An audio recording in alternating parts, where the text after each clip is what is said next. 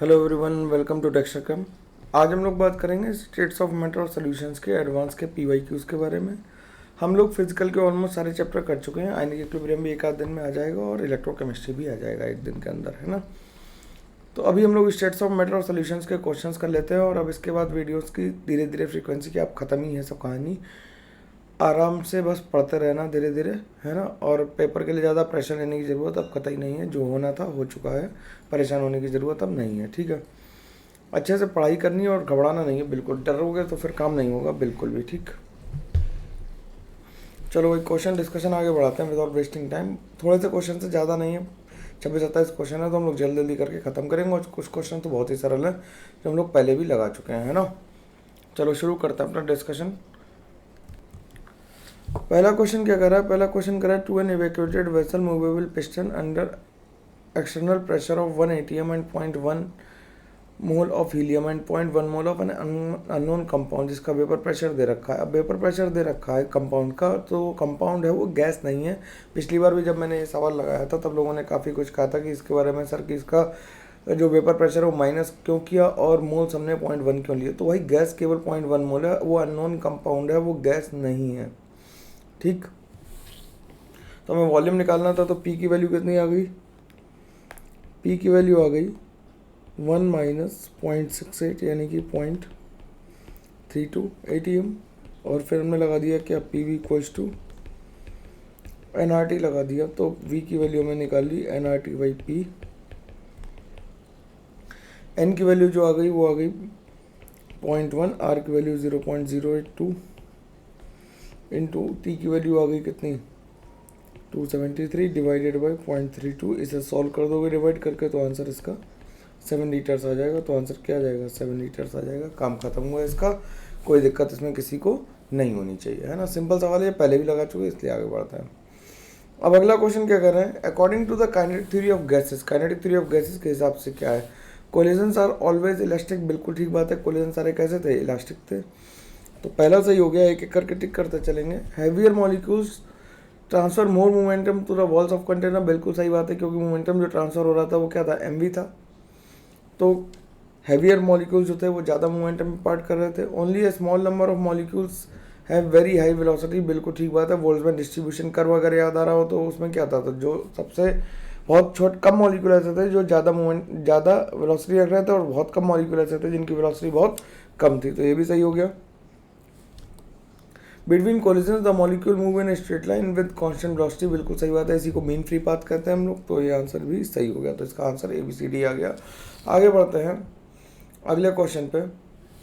अगला क्वेश्चन क्या कह रहा है? अगला क्वेश्चन ग्राफिकल है और कह रहा है कि 1 mole of an van gas when B is equals to 0, T equals to 300 Kelvin, the PV versus 1/V plot as shown in the figure. The value of the van der Waals constant A बताना है हमें, ठीक है। तो जब B 0 है तो क्या लिखेंगे? P plus A/V square 1 mole के लिए। V is equals to RT, 1 mole के लिए लिख दी डायरेक्ट। तो PV equals plus A/V is equals to RT हो गया। तो PV इज इक्वल्स टू हो गया RT माइनस A/V। तो PV वर्सेस अगर हम 1/V का ग्राफ बनाएं तो इसका जो स्लोप आएगा -A के बराबर, नेगेटिव। तो ज़रा वैल्यू देख लो क्या आई। वही A की वैल्यू हमें बतानी है, तो ये क्या आ जाएगी? इसके कोऑर्डिनेट्स लिख लेते हैं। तो स्लोप क्या हो जाएगा? स्लोप फ्रॉम ग्राफ अगर निकालोगे तो A की वैल्यू कितनी आ जाएगी? y2 माइनस y1, तो 21.6 माइनस 20.1 डिवाइडेड बाई 0.5। तो ये आ जाएगा कितना? 1.5 डिवाइडेड बाई 0.5 भाई 1 आ जाएगा। सॉरी 0.5 नहीं, नीचे 1 है। तो 1.5 अपॉन 1 आ गया और यही A की वैल्यू है। तो A की वैल्यू कितनी आ गई? 1.5 आ गई। तो इसका आंसर क्या आ गया? आंसर इसका C आ गया। अगले क्वेश्चन पे चलते हैं। अगला क्वेश्चन बहुत भारी सा लिखा हुआ है, पढ़ लेते हैं क्या कह रहा है। X and Y are the two volatile liquids with molecular weights 10 gram and 40 gram respectively. The cotton plugs one soaked in X and the other soaked in Y are simultaneously placed at the ends of the tube of length L equals to 24 centimeter as shown in the figure. The tube is filled with an inert gas at 1 atm and temperature 300 Kelvin. The vapor of X and Y to form a product which is first observed at a distance d centimeter from a product which is first observed from a d centimeter from the plug soaked in X. Take X and Y to be equal molecular diameters. Assume ideal gas behavior inert gas of the two vapors. तो इसमें हमें ये सवाल हम लोग पहले भी लगा चुके हैं कई बार ही हम लोगों ने ऐसा सवाल देख रखा है कि एक बच्चा लेफ्ट से रो रहा है, लेफ्ट से लाफिंग गैस डाली, राइट से टीयर गैस डाली, तो कौन सा बच्चा होगा जो रो में रो भी रहा होगा, हंस रहा होगा? तो वही सवाल है यार। तो देख लो इसमें क्या करेंगे, तो d1/d2 will be under root of m2/m1 हो जाएगा। ठीक है, तो d की वैल्यू आ गई d और ये हो गई 24 minus D is equal to 40/10। तो यहाँ से क्या आ जाएगा, d/24 minus D is equal to आ जाएगा 2। तो 3d इज इक्वल टू आ जाएगा 48। तो d की वैल्यू आ जाएगी 16। तो d की वैल्यू आ गई 16 सेंटीमीटर। तो आ गया आंसर 16 सेंटीमीटर। आंसर इसका सी आ गया। अगले क्वेश्चन में क्या कर रहा है, अगले क्वेश्चन में कह रहा है the experimental value of d is found to be smaller. अब d की वैल्यू छोटी दिख रही है, ध्यान रखना। Then the estimated obtain from Graham's law, d की वैल्यू कम आ रही है, जितनी आनी चाहिए उससे कम आ रही है। तो इसका मतलब जो मीन फ्री पाथ है वो y का ज़्यादा होगा, जो पहले ही ट्रेवल कर लिया होगा, क्योंकि ग्राम से तो मीन फ्री पाथ को तो फोकस ही नहीं किया कभी। ठीक, तो क्या हो गया, y mean free path of y is greater than as compare to that of x। और कह रहा है increase frequency of x with inert gas compare to the y with inert gas. तो अगर x ज़्यादा टकरा रहा होगा तो मीन फ्री पाथ क्या होगा, उसका कम हो जाएगा और वो कम डिस्टेंस ट्रेवल कर पाएगा। तो आंसर इसका बी और डी आ जाएगा। नेक्स्ट क्वेश्चन क्या कह रहा है, नेक्स्ट क्वेश्चन कह रहा है कि if the value of Avogadro number is 6.023 into 10⁻23 mole inverse and the value of Boltzmann constant is 1.380 into 10⁻23 joule Kelvin, then the number of significant digits in the calculated value of universal gas constant। तो R की value क्या आ जाएगी, R की value आ जाएगी Na into K B. तो इसे लिखने 6.023 into 10⁻23 into 1.380 into 10⁻⁻23। तो इससे कैंसिल हो जाएगा। तो 8.312 joule kelvin inverse mole inverse आ जाएगी। तो इसमें सिग्निफिकेंट डिजिट्स होंगे वो 4 आ जाएंगे। सिंपल आंसर है, सीधा सीधा खत्म हो जाएगा। अगला सवाल क्या कह रहा है, अगला सवाल कह रहा है 1 mole of an monoatomic gas real gas satisfies the equation PV minus V is equal to RT where B is a constant and the relationship of interatomic potential VR and interatomic distance R for a given molecule। अब अगर P into V minus B equals to RT लिखा हुआ है तो इसका मतलब है कि A की वैल्यू क्या है, 0 है। तो there is no force of attraction, कोई फोर्स ऑफ अट्रैक्शन तो काम नहीं कर रहा होगा। अगर कोई फोर्स ऑफ अट्रैक्शन काम नहीं कर रहा है तो कभी भी ग्राफ नीचे तो नहीं जाएगा, हमेशा 0 पे रहेगा और फिर सडनली साइज की वजह से ऊपर उठने लगेगा। तो आंसर क्या आ जाएगा हमारा, आंसर हमारा सी आ जाएगा सीधे सीधे। ठीक, अगला क्वेश्चन क्या कर रहा है, क्या कर रहा है the diffusion coefficient of an ideal gas is proportional to the mean free path and mean speed. The absolute temperature of an ideal gas is increased by 4 times and the pressure is increased by 2 times. As a result, the diffusion coefficient of the gas becomes x times। ठीक, तो diffusion coefficient होता क्या है, diffusion coefficient क्या होता है, proportional होता है लैम्डा इंटू सी मीन, मीन फ्री पाथ के। लैम्डा प्रोपोर्शनल होता है टी बाई पी के और सी मीन प्रोपोर्शनल होता है, वेलोसिटी प्रोपोर्शनल होती है टी के। तो डिफ्यूज़न कोफिशिएंट किसके प्रोपोर्शनल आ गया, डिफ्यूज़न कोफिशिएंट जो है प्रोपोर्शनल आ गया T by P into root T के बराबर, यानी कि टी की power 3/2 upon P.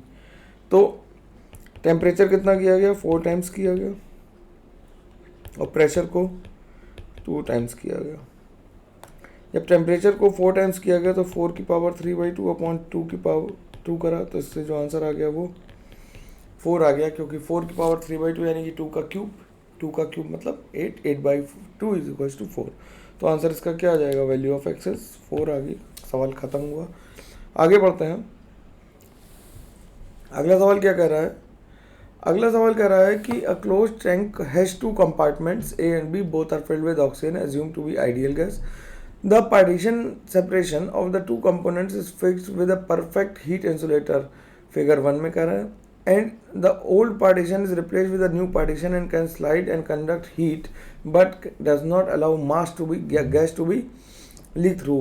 The volume in centimeter of the compartment A after the system attains equilibrium is. तो हमें पता है Na की वैल्यू और हमें पता है Nb की वैल्यू। तो Na की वैल्यू है Pa Va अपॉन RT और Nb की वैल्यू है Pb Vb अपॉन RTB। तो Na अपॉन Nb की वैल्यू कितनी आ जाएगी, Na अपॉन Nb की वैल्यू आ जाएगी Pa Va upon RTA into RTB divided by Pb Vb। R से R कैंसिल हो गया, ठीक। P की वैल्यू है 1, P की वैल्यू है यहाँ पे 5, V की वैल्यू है 1, TB की वैल्यू है 300 डिवाइडेड बाई आ गया TA की वैल्यू है 400 इंटू 3 इंटू 1। तो ये 300 से 100 हो गया, ये इससे कट गया, तो ये आ गया 5/4। अब जब पार्टीशन चेंज कर दिया गया,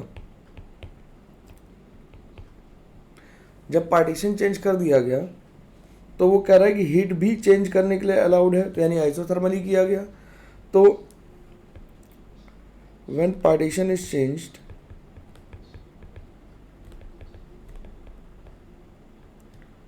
पार्टीशन चेंज किया गया और मूवेबल बना दिया गया, तो हम प्रेशर फिक्स कर देंगे।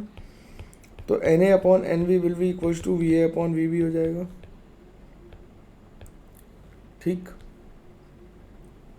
तो 5/4 इज इक्वल टू, हमने मान लिया कि उसका वॉल्यूम कुछ Va का सरक गया है, और ये 5 पहले तो कितना था वॉल्यूम, पहले वॉल्यूम इसका कितना था 4 था, अब इसका कम, हम इसका अगर वॉल्यूम निकालें तो 4 आ जाएगा, ठीक है।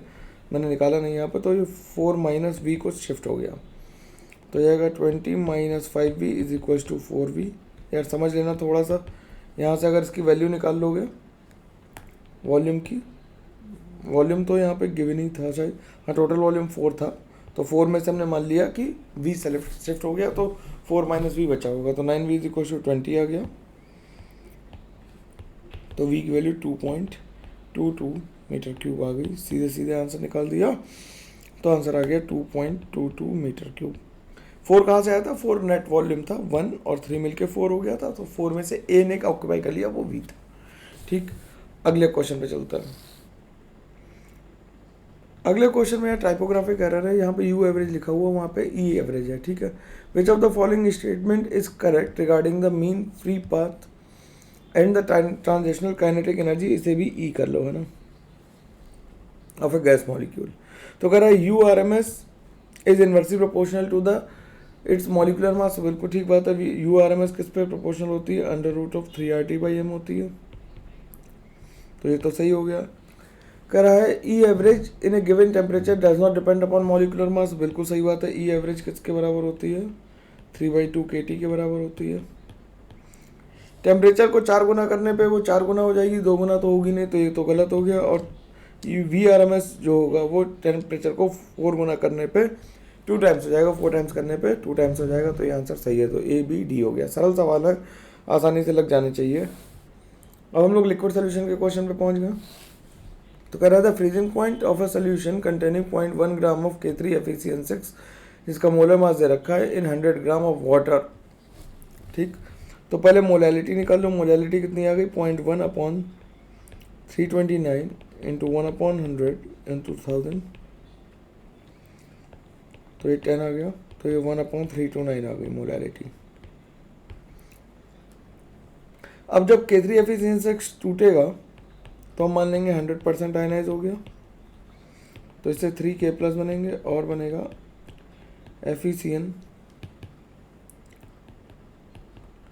6 4 माइनस 3 माइनस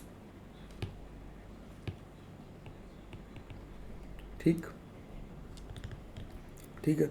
तो डेल्टा टी एफ की वैल्यू किसके बराबर आ जाएगी, कितने आंसर आ गए, आई की वैल्यू आ गई 4, तो 4 इंटू टी बी की वैल्यू कितनी है 1.86 इंटू 1/329।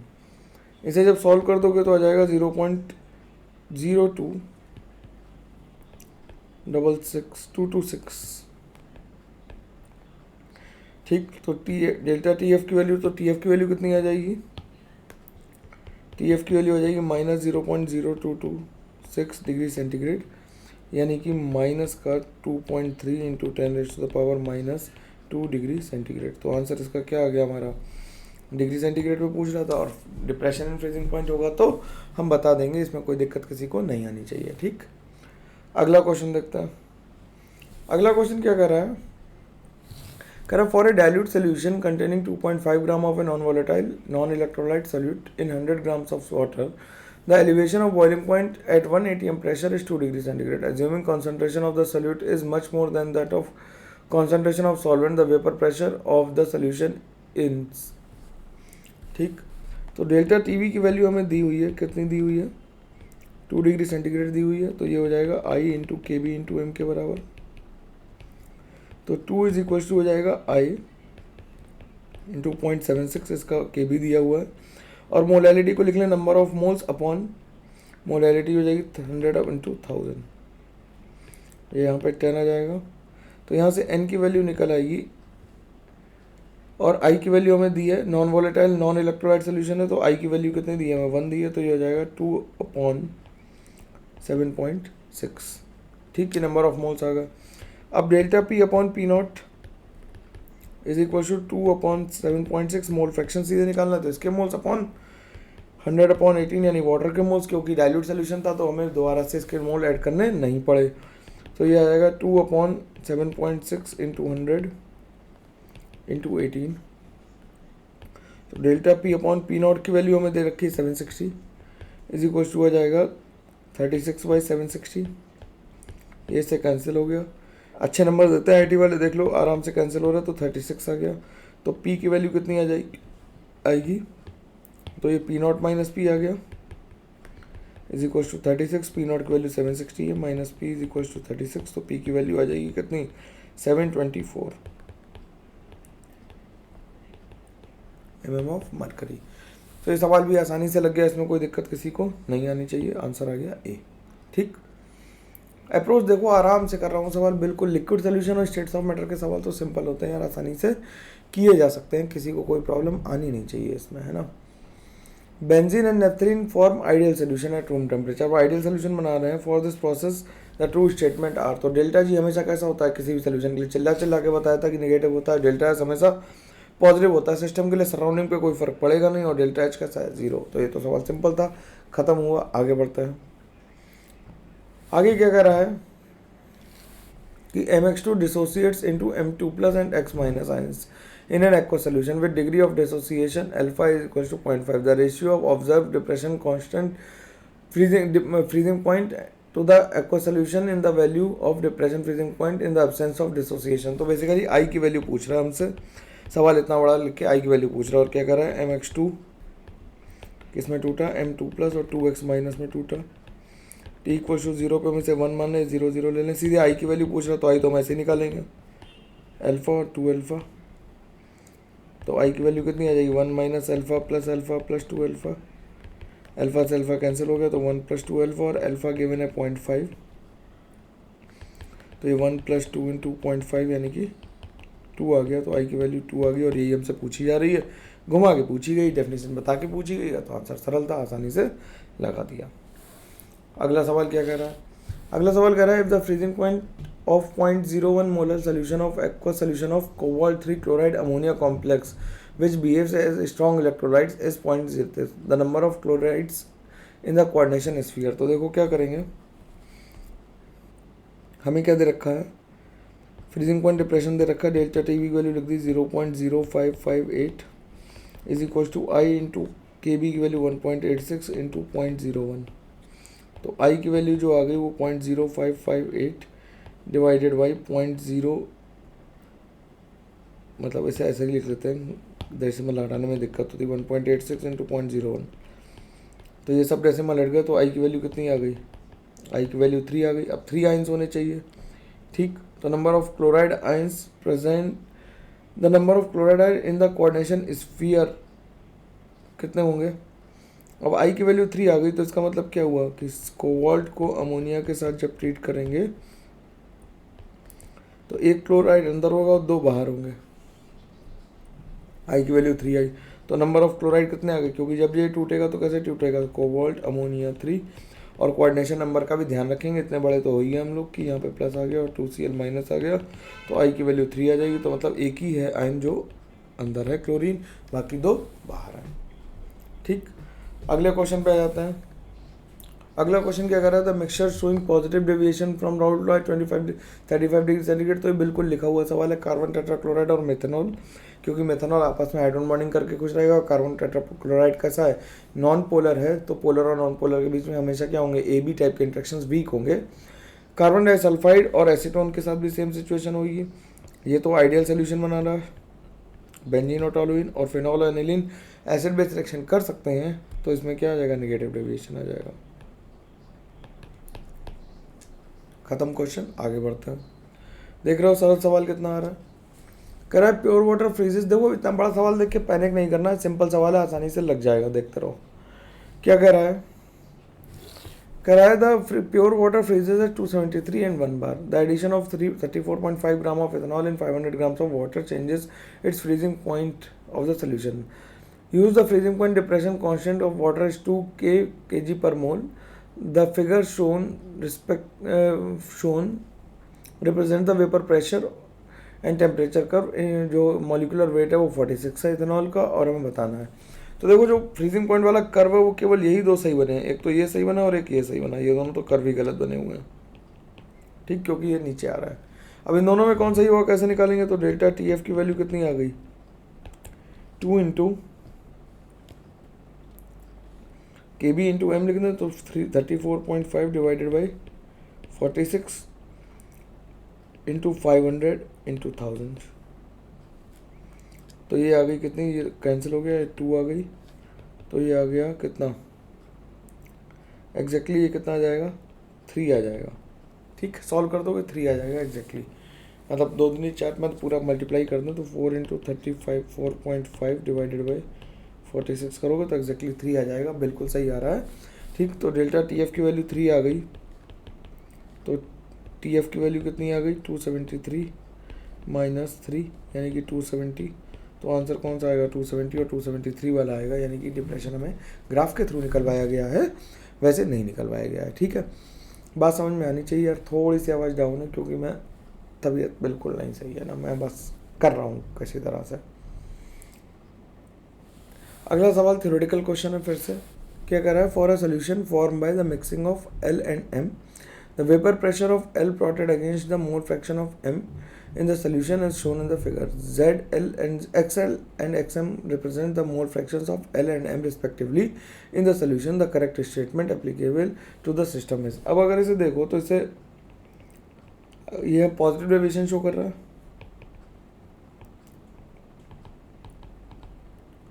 पॉजिटिव डेविएशन शो कर रहा है, पॉजिटिव डेविएशन शो कर रहा है, तो हम क्या कहेंगे कि यहाँ पे XL 0 है और XM कैसा है 1 है, और यहाँ पे XL क्या है 1 है और XM क्या है 0 है, उल्टा लिख दिया।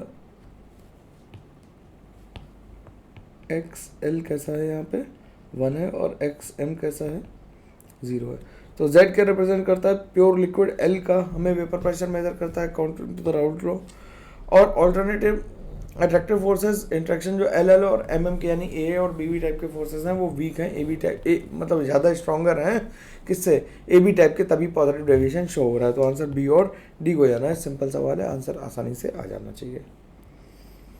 अगला सवाल तो और भी सरल, क्या कर रहा है, liquid A and B form an ideal solution over a set entire range of composition at temperature T the equimolar binary solution of A and B has vapor pressure 45 torr, ठीक।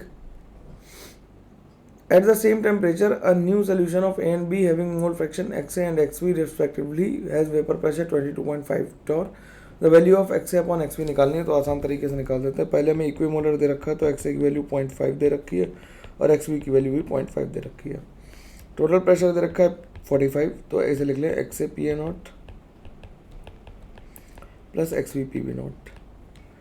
तो यहाँ से एक्स ए की value हमें दे रखी है कितनी, 20 दे रखी है टॉर में, तो ये हो जाएगा 45 is equals to 0.5 into 20 plus X B P B not.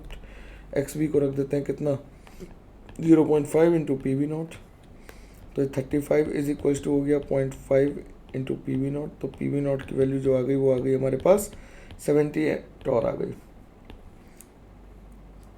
तो पी ए नॉट और पी बी नॉट आ गए, तो हमें क्या पता लग गया 22.5 है अगले वाले एक्सपेरिमेंट में, और एक्स ए है P A not plus X B P B not. ठीक, तो हमें यहाँ से क्या करें, इसे हम लिख लें X B plus P A not minus P B not times X A. ठीक, ये 22.5 आ गया, 22.5 इज इक्वल टू हो जाएगा पी बी की वैल्यू है 70 प्लस यहाँ पे आ जाएगा -50 इंटू एक्स ए। तो यहाँ पे एक्स ए की वैल्यू आ जाएगी 70 माइनस 22.5 डिवाइडेड बाई 50, तो ये आ जाएगी कितनी 0.95 आ जाएगी। तो एक्स बी की वैल्यू कितनी आ जाएगी 0.05 आ जाएगी। तो x A upon X B कितना आ जाएगा 0.95 अपॉन 0.05 यानी कि 19 आ जाएगा। सिंपल बात है, आसानी से आंसर आ जाना चाहिए इसका भी। तो सिंपल है ये क्वेश्चन भाई, इसके सवाल जरूर लगने चाहिए, इसके सवाल नहीं लग रहे हैं तो बहुत दिक्कत हो जाएगी। ये सिंपल चैप्टर है, इसके सवाल बनने ही चाहिए। अब बड़ा सा सवाल है कि हम लोग परेशान नहीं होंगे, आसानी से लगाने की कोशिश करेंगे। ठीक, क्या कर रहा है, the plot given below shows P and T curve for the two solvent X and Y and isomolar solutions of NaCl. These solutions in the solvent X, NaCl completely dissociates in both solvents कह रहा है। ठीक है, कह रहा on addition of equimolar solution of moles of a non-volatile solute as in the equal amount of these solvents, the elevation and boiling point of X is 3 times that of Y. Solvent S is known to undergo dimerization in this solvent. If the degree of dimerization is 0.7 is in Y, then the degree of dimerization in X। ये थोड़ा सा लंबा सवाल है, आराम से लगाओगे देखो लग जाएगा। कैसे, पहले की सिचुएशन हमें दे रखी है कि जो डेल्टा टी बी है वो हमें दे रखा है। ठीक, हमें क्या दे रखा है, डेल्टा टी बी दे रखा है। तो डेल्टा टी बी के लिए हम क्या करेंगे कि पहले के लिए दे रखा है 2 फॉर एक्स सॉल्व कर रहा है अभी, है ना। For X 2 is equals to I into K B into M हो जाएगा, और कंप्लीटली NaCl डिसोसिएट हो रहा तो आई की वैल्यू तो 2 हो जाएगी। तो के बी ऑफ एक्स है ये। ठीक, तो 2 इज इक्वल्स टू हो जाएगा 2 into K B of X into molality M1। ठीक, तो ये इससे कैंसिल हो गया, तो के बी की वैल्यू, के बी एक्स की वैल्यू आ गई 1/M1 के बराबर। फिर फॉर वाई अगर हम सॉल्व करें तो ये लिख देंगे 1 is equals to I into K B. देखो आराम से कर रहा हूँ मैं, बिल्कुल तसल्ली में हूँ। तो के बी की वैल्यू, के बी वाई की वैल्यू कितनी आ जाएगी 1/2M2। ठीक, तो K B X upon K B Y की वैल्यू कितनी आ जाएगी, और M1 is equals to M2 दे रखा हमें पहले से, इक्विमोलर सोल्यूशन है तो इसकी वैल्यू आ जाएगी 2। ठीक, अब क्या कह रहा है, अब जो नया सॉल्यूट डाला, ध्यान से देखना, जो नया सॉल्यूट डाला उसमें क्या हो रहा है, उसमें वो डायमराइज कर रहा है। तो हमने मान लिया कि 2x डायमराइज होके x2 बन गया। तो ये t इक्वल्स टू 0 पे 1 था, ये 0 था, ये t इक्वल्स टू t पे 1 माइनस अल्फा हुआ, तो ये अल्फा/2 हो गया। तो इसके लिए i की वैल्यू कितनी आ गई 1 माइनस अल्फा प्लस अल्फा/2 यानी कि 1 माइनस अल्फा/2 यानी कि 1 माइनस 0.7 यानी कि 0.65 i की वैल्यू आ गई। और जब i की वैल्यू निकल आई तो हम इसके लिए डेल्टा टी भी निकाल लेंगे। Delta T B will be equals to I into K B X into M which is 3 times of I इसका x का ले लें। ठीक, ये x के लिए आया x। ठीक, तो 3 times I of Y into K B Y into M, M से एम तो हो गया कैंसिल, तो इसकी वैल्यू हो गई 0.65 into K B X is equal to 3 times I की वैल्यू हमें निकालनी है इंटू के बी वाई। तो 0.65 into K B X upon K B Y की वैल्यू हम निकाल रहे हैं यहाँ से, is equal to 3 times I Y हो जाएगा। तो 0.65 into 2 divided by 3 is I Y. ठीक, तो ये हो गया कितना 130 by 1.3 divided by 3 is equal to I Y. ठीक, आ गया इतना। आई एक्स दिया है वाई दिया, ओहो वाई दिया, हमने उल्टा लिख दिया यार, सॉरी। तो ये हम क्या कर दें यहाँ पे हम इसे एक्स लिख दें और यहाँ पे वाई लिख दें, बस इतना ही करना है, रुक जाओ। इसे लिख लें आई वाई और इसे के बी वाई लिख दें। यार यहाँ से दोबारा से लिखना पड़ेगा, वो गंदा हो गया। ठीक है, दोबारा सॉल्व करना पड़ेगा इतना। तो ये दिया है आई वाई के बी वाई, बता नहीं रहे यार तुम लोग कि के बी के साथ दिया हुआ है, तो K B Y into M is equals to 3 times I of X into K B X into M. अब एम से एम कैंसिल हुआ, इसकी वैल्यू दे रखी है, आई वाई की वैल्यू हमें दे रखी है 0.65, K B Y is equals to 3 into I X into K B X. तो 0.65 इज इक्वल्स टू हो गया 3 इंटू आई एक्स, ये आई एक्स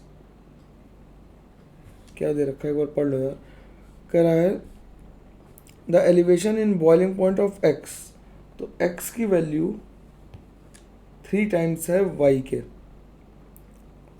और हमें जो दिया हुआ है ऑफ वाई कह रहा है। ओहो ये सब ऊपर से गड़बड़ हो गया यार, इसे यहाँ पे वाई लिख लो, तो यहाँ पे आई वाई निकला यार, इसीलिए दिक्कत आ रही है। और ये कह रहा है आई बी एक्स, यहाँ पे फिर से लगा देते हैं, आई वाई निकला यार, है ना। अब ये कह रहा है क्या कि the elevation in boiling point of X is 3 times of Y, तो I into I X into K B X into molality is 3 times of I Y into K B Y into M. M से M cancel हो गया, I X की value आ गई 3 into I Y की value हो गई 0.65 into K B Y upon K B x.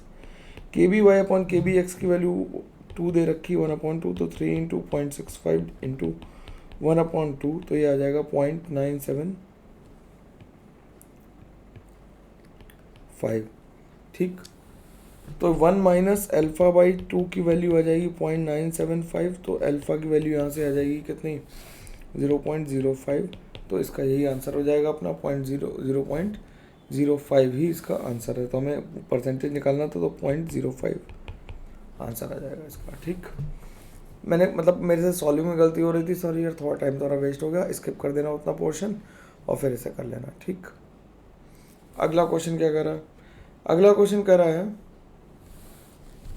On dissolving 0.5 grams of non volatile solvent. वो वाला सवाल यार थोड़ा धीमे लगाना, पढ़ने में गड़बड़ हो जा रही है, ऊपर नीचे करने में नहीं तो जल्दी से लग जाता, तो अब तो स्क्रीन फ्लेक्स होगी, ऊपर नीचे नहीं कर पाओगे। On dissolving 0.5 grams of a non volatile non electrolyte solution in 39 grams of benzene, its vapour pressure decreases from 650 to 640 mm of mercury, the depression and freezing point of the benzene हमें बताना है। तो ये क्या हो जाएगा, delta P upon P is equals to N B upon N ए,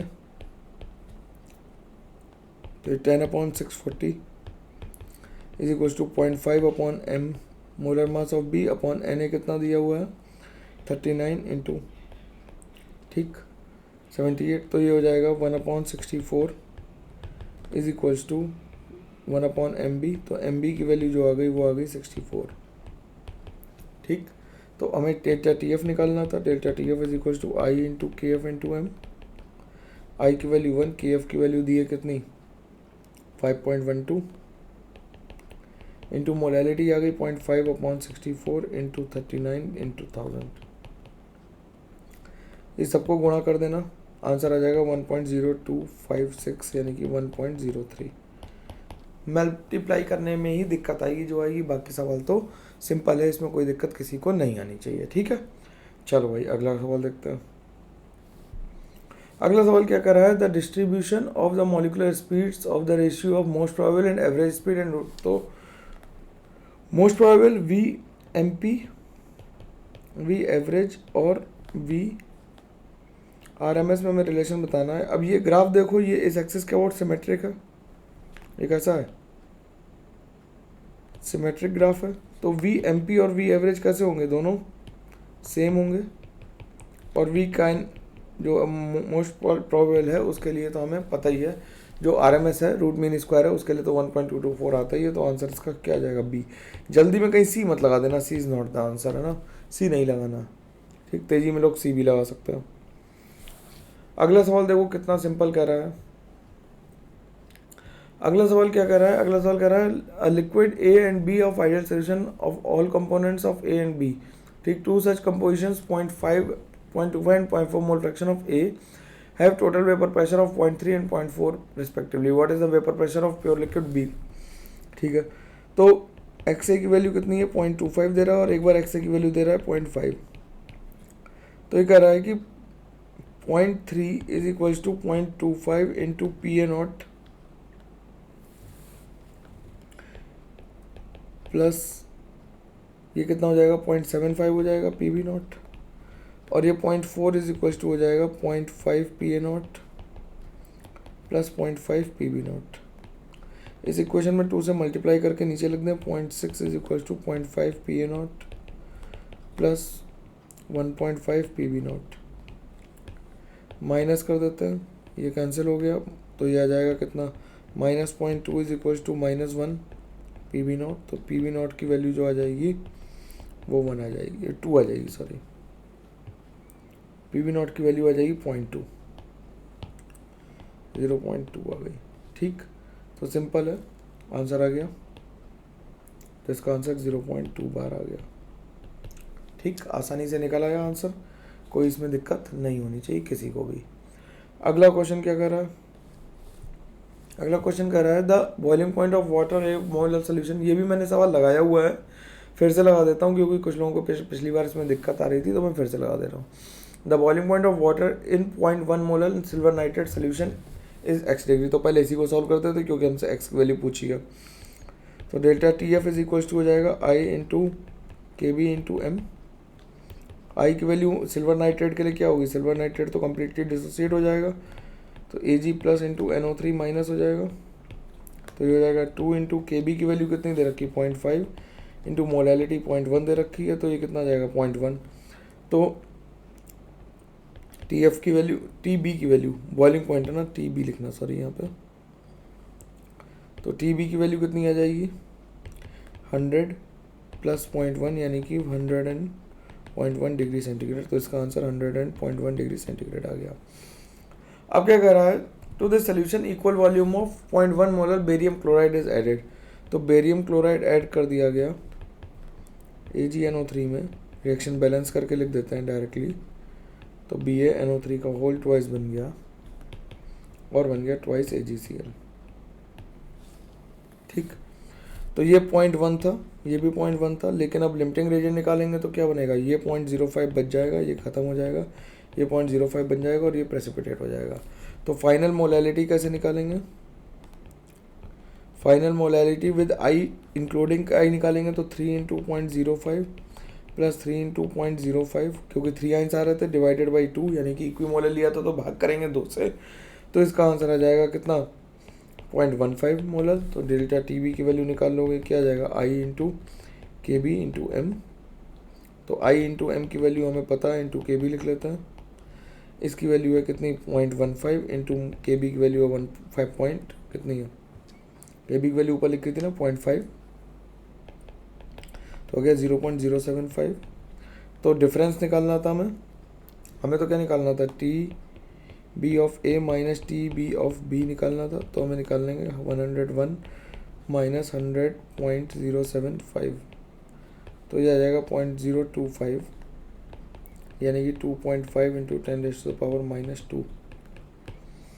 ठीक, तो आंसर इस वाले का क्वेश्चन का क्या आ जाएगा, 2.5 आ जाएगा। सिंपल आंसर है, वाई की वैल्यू पूछी गई थी तो 2.5 आ गया इसका आंसर। सिंपल सवाल, आसानी से लग गया। अगला क्वेश्चन क्या कह रहा है, अगला क्वेश्चन कह रहा है कि N aqua solution is prepared by dissolving 0.1 molar aqua solution of ionic solid salt of 1.8 kg in water has 35 degree centigrade. The salt remaining 90% dissociated in the solution. The vapor pressure of the solution is 59.524 mm of mercury. The vapor pressure of pure water is 60 mm of mercury. The number of ions बताने हैं, तो हमने क्या कर दिया कि सीधे P not minus formula लिख दे रहा है, P A not minus P A upon P A की value I into N B by N A होती है। ठीक, तो ये हो गया 60 minus 59.724 divided by 59.724 I into ये हो गया कितना, एन बी की वैल्यू हो गई कितनी, 0.1 मोल से डिवाइडेड बाय कितना था, 1.8 kg था। ठीक, इंटू 10⁻³ डिवाइडेड बाई 18, तो ये मोल्स आ गए। तो इससे ये कैंसिल हो गया, 18 से 18 कैंसिल हो गया, तो यहाँ पे I into 10⁻³ is equals to आ गया। अगर इसे डिवाइड कर दोगे माइनस करके तो 0.0046 आ जाएगा। ठीक है, मैं कैलकुलेशन पार्ट करके रखता हूँ जिससे कि तुम्हें समस्या कम हो। मैं घंटों कैलकुलेट करूँगा तो मज़ा नहीं है, तुम्हारे पास तो पेपर में यही सवाल आएगा लगाने के लिए, आराम से कैलकुलेट करना। तो आई की वैल्यू आ गई 4.6। आई की वैल्यू 4.6 आने का मतलब है कि अगर हम एक रफ गैस लें तो 5 आयंस होने चाहिए। प्रूफ करके भी देख लेते हैं कि 90% डिसोसिएशन पे ऐसा हो रहा है या नहीं हो रहा है। तो ये 1 हो गया, 0 0 हो गया, t इक्वल्स टू 0 पे, और t इक्वल्स टू टी पे क्या होगा, अगर ये 0.9 डिसोसिएट कर गया तो ये 0.9 बचेगा और ये 0.9 इंटू 4 बनेगा।